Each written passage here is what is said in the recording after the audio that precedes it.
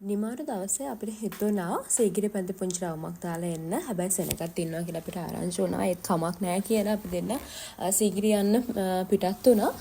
ඉතින් සීගිරිය කියලා කියන්නේ කාශ්‍යප රජතුමාගේ ආරක්ෂිත බලකොටුව. ඉතින් අපි හැමෝම වගේ යන්න කැමති තැනක්, ඇවිදින්න කරන්න හිතාගෙන ඉන්න අය ගොඩක්ම ප්‍රිය කරන තැනක් තමයි මේ සීගිරිය කියලා කියන්නේ. ඉතින් ගොඩක් සෙනග වලට පේනවත් ඇති ඉන්නවා.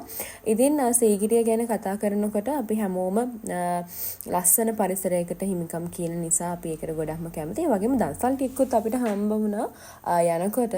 ඉතින් දන්සල් වදින්න ගොඩක් කැමති කෙනෙක් තමයි මම. අපේ එයා නම් ගොඩක් කැමති නැහැ දන්සල් වදින්න. ඒත් දන්සල් කීපයකම නතර කරන්න පුළුවන් වුණා.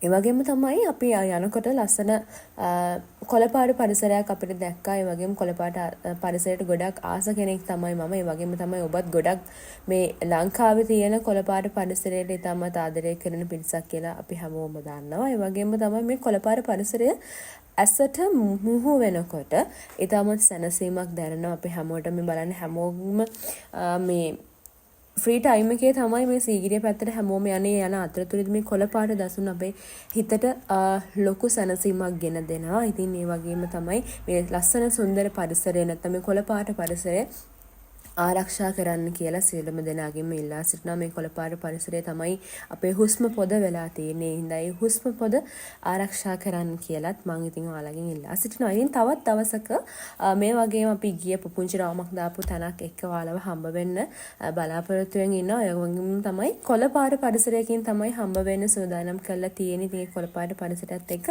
ඔබව ඉක්මනින්ම ආයෙත් දවසක හම්බ වෙනවා කියලා ඔබට මතක් කරනවා.